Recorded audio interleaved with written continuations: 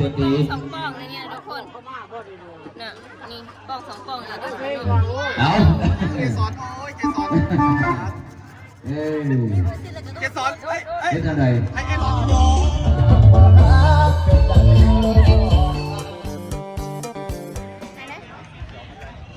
นี่ครับอันนี้ก็ไปดูไปได้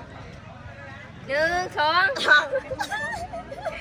2สบายดีเด้อทุกคนวันนี้มาพอกับเกสรสาวผู้ไทยแล้วดูว่าน้องเกสาวผู้ไทยทุกคนวันนี้น้องเก๋มากับสาวๆคือเก่าน้องแถมแล้วกับผู้เดินรำสาวผู้ไทยนี่เด้ชนายสาวผู้ไทยทุกคนวันนี้เขาก็แต่งตัวแบบอันนี้เนาะแบบนี้เนาะวันนี้เขาสีมางานดอกมู่ของเอ้ยน้ำทุกคนมู่ของสาวนางน้ำก็เป็นรุ่นของน้องเก๋ซึ่งเป็นสาวคู่ที่สอนอยู่โรงเรียนประถมบ้านน้องเก๋เองเนาะทุกคนตอนนี้จะมาฮอดงานแล้วแต่ว่าเพิ่นกำลังกักเกณฑ์สิแห่เคยเลยได้ทุกคนเดี๋ยวเราไปทับชมบรรยากาศกันเนาะนี่ได้เถือมาซอยดอกนี่นะมีหมอนกระแพนะทุกคนเนาะกับซอย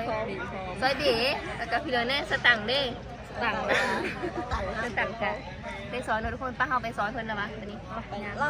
ฮาไปซอยแล้วเปลี่ยนมาเทศเถือปัง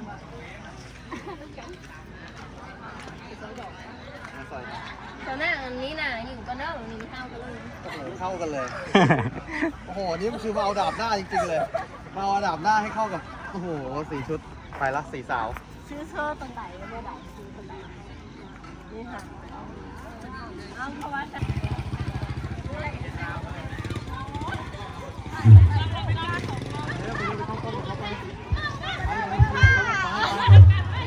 ล้าเข้ากล้องเลย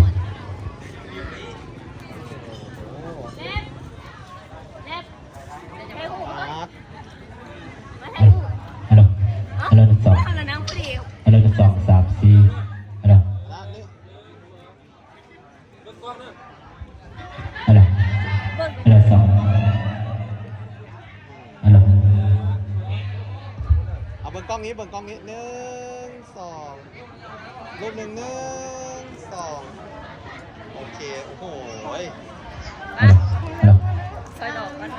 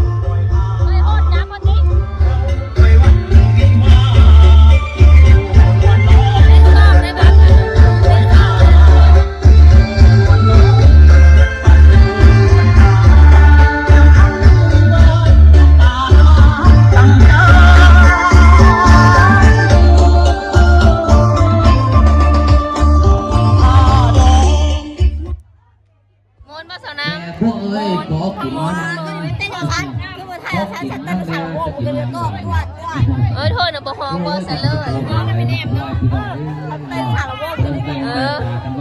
ฉันเข้าไปซ่องนี้ในไลฟ์นี้ได้อันนึงเนาะ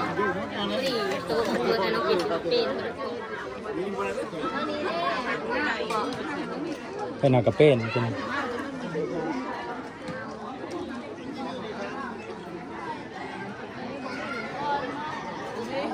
วันนี้นะเบิร์ดละบ่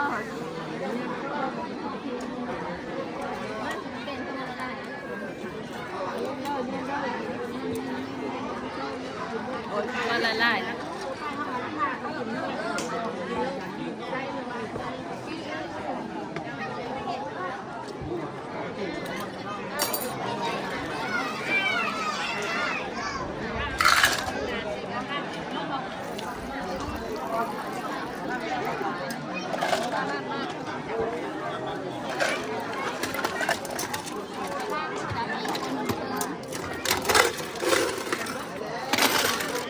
วันนี้น้องเกเป็นเจ้าภาพมาเนี่ย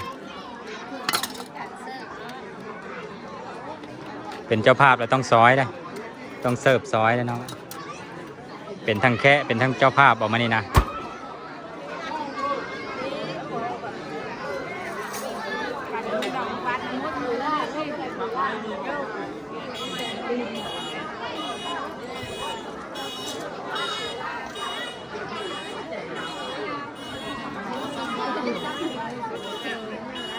ซักมาถึงจะโฟมเลยเห็นไหม อันนั้นก็ย่ำหนังไปเบิ่งนี่บอกเลยทุกคนนะ อะไรไปเบิ่งเดียวเท่านั้นเลย ไปเบิ่งก่อนมันไว้จะได้ย่ำหนังทุกคนกินปลากระป๋องนี่ลูก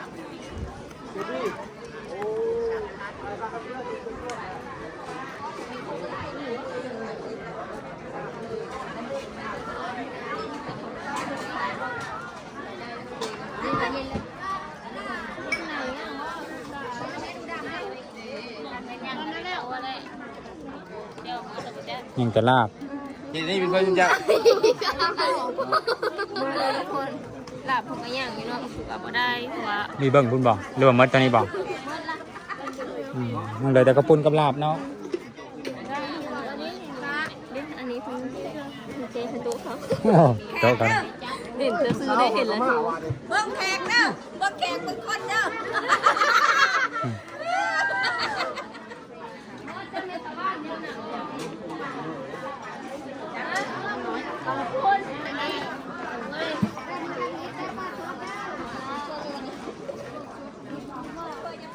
เอากระปุ้นมาเนี่ยน้ำมันเดซ่ะ น้ำมันนี่อยู่ด้วย ไม่หมดแล้วแล้วบ้าลงให้ซื้อหน่อยลงเสียง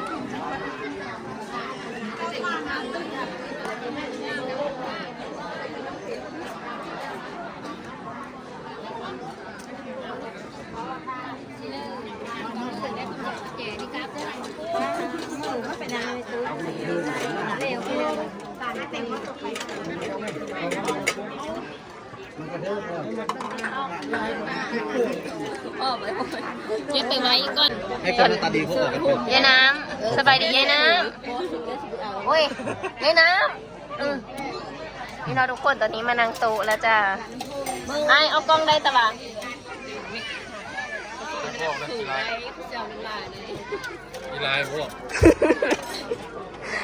สบายดีอ๋อแล้วไอยูทูบเบอร์เนาะมาตามาลิน ดูซะแล้ว งานดอก กินมะขามบุญนี่เรากินข้าวมา อิ่มแล้วเฮากะ พี่อยากเซอร์ไพรส์ไปถึง เอ้ยเซอร์เอ้ย มีสาวถาม มันหืนจับก็ได้จับอีก เรียกเซอร์ไพรส์แล้วอ่านแล้วจับไปเลย มองเราวันนี้เจ็บยากเจ็บมากบ้านสาวเล่านี่เนาะเขามากินเบสซัมเลอร์เอาให้สาวเล่าน่ะน้ำเพชรด้วย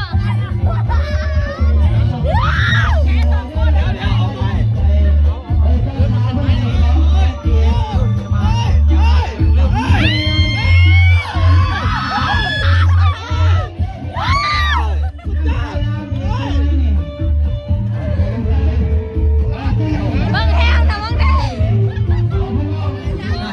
โอเคได้เราใหม่มาทุกคน เอาไปยังล่ะพี่น้องเอามาเข้าใจเด้อเนาะธรรมดาพระเขาไม่จอบไปซื้อไม่ยาพระสาวใหญ่ตั้งแต่กองเสียงดี สองปองเลยเนี่ยทุกคนน่ะนี่ปองสองปองเลยด้วย เอา แล้วเราก็ เพื่อเข้าการจัดสรรสิ่งเวลาเอาไปเลยจันนะยังจองยังเบียร์กันเด้อเนาะ